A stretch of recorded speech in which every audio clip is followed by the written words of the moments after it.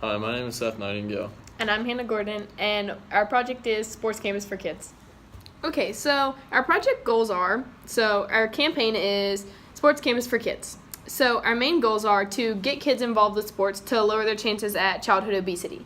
So in order to do this, we'll have to get in contact with coaches and in contact with athletes around here in order to get them to host the camps so that kids can come, have a good time, meet other kids, so that we can create a more inclusive society so that they're more social with each other, so they get along better, so that later in life that maybe they'll get used to it. So to get kids involved, to bring the community to UC, so that maybe later in life that the kids might go to UC, or so that the community will come support us in our sports teams and draw a connection to us, and we can draw a connection with them. And we can influence them in sports at a younger age so that we can spark an interest so that maybe when they get older that they'll want to do the same sports in high school.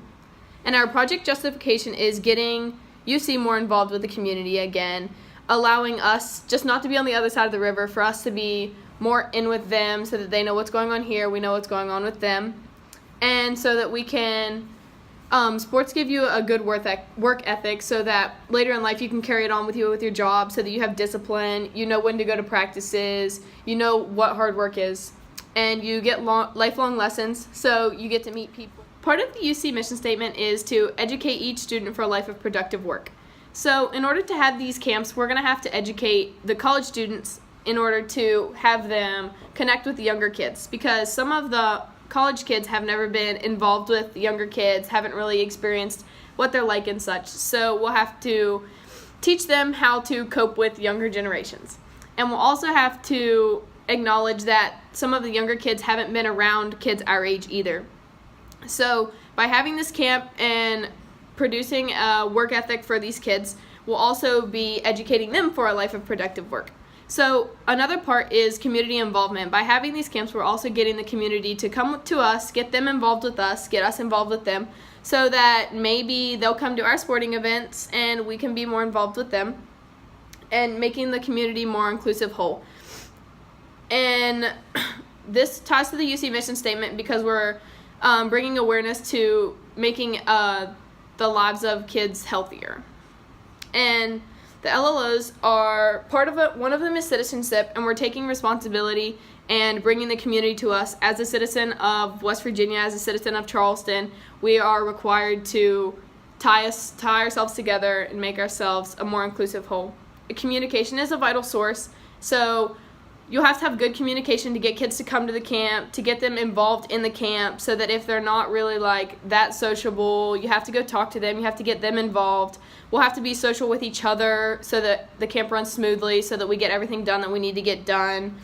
And we also need to be clear in our communications so that people are interested in our camp, so we get them to come, so there isn't just 10 kids at a football camp. We have more than 10. We've got 30. We need to make it more interesting in communication and drawing a parallel to us and them, that we all aren't that different and that they can be included in UC even if they aren't a college kid. And creativity. So with creativity, we'll have to be spontaneous and on our feet, so that if things don't go our way, that we'll have to be creative and thinking of new alternative reasons for things to happen. And it'll have to be appealing so that kids come, so that they have a good time here. And we have to make it fun and fitting for all. It can't just be molded to one kid. You have to make it creative for everyone. It has to be attractive, again, so that kids actually come. Critical thinking is coming up. We used critical thinking to come up with this project. We'll need critical thinking to make this project efficient and effective, so that kids understand that it is to bring awareness to childhood obesity, but then again, it's also for them to come here, have fun.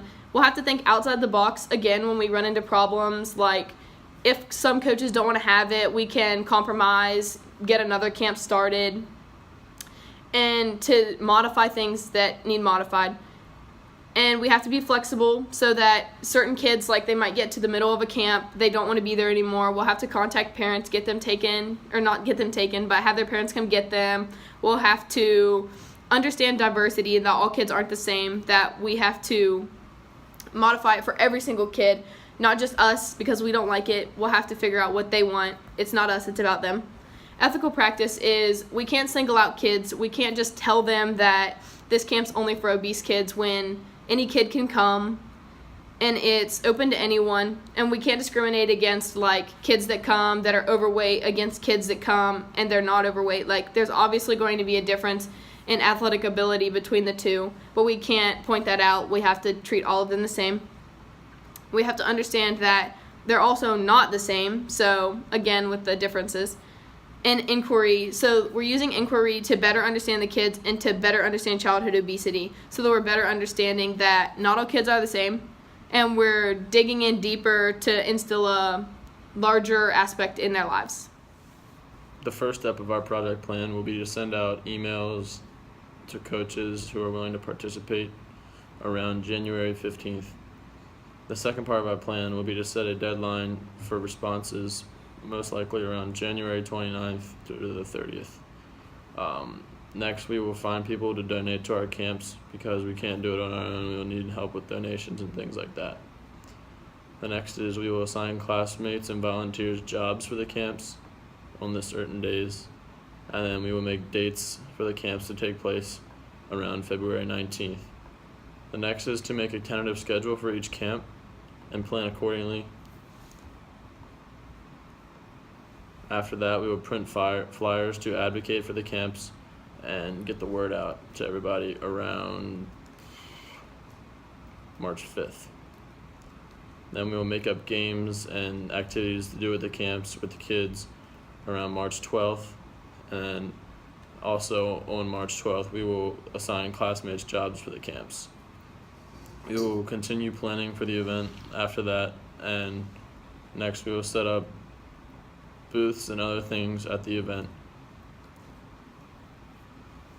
After that, we will attend camps to get further information about how we should run the camps, which by looking at other campaigns and things like that.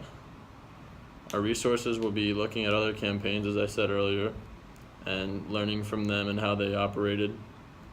We will also use our classmates to volunteer and supervise the event, and we will also use the coaches and athletes to help give the kids an opportunity to do what they want. Some constraints would be coaches not willing to participate, and also not enough kids participating, because without the kids we would not have a camp to run.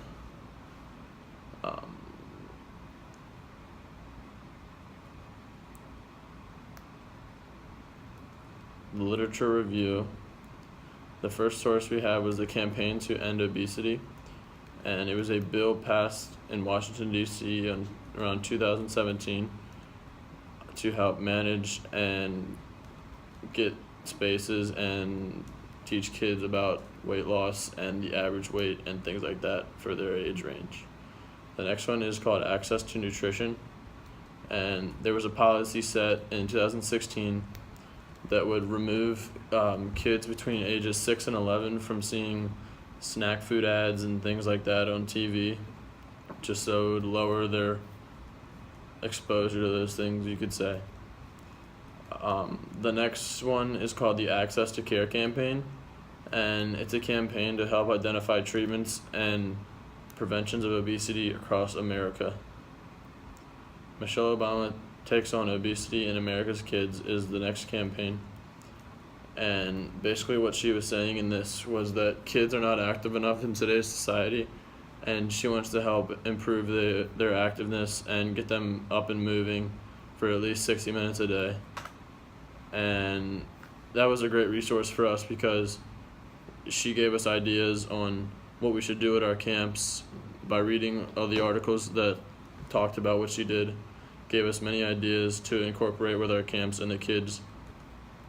The next one is called Optimal Weight for Life program. The Optimal Weight for Life program identifies weight or age ranges where a healthy weight should be attained and provides solutions for obese people and people who are overweight. These people, or on this website, they give them plans to help lose weight, and they would give them like therapists and trainers and things of that nature to help them lose weight.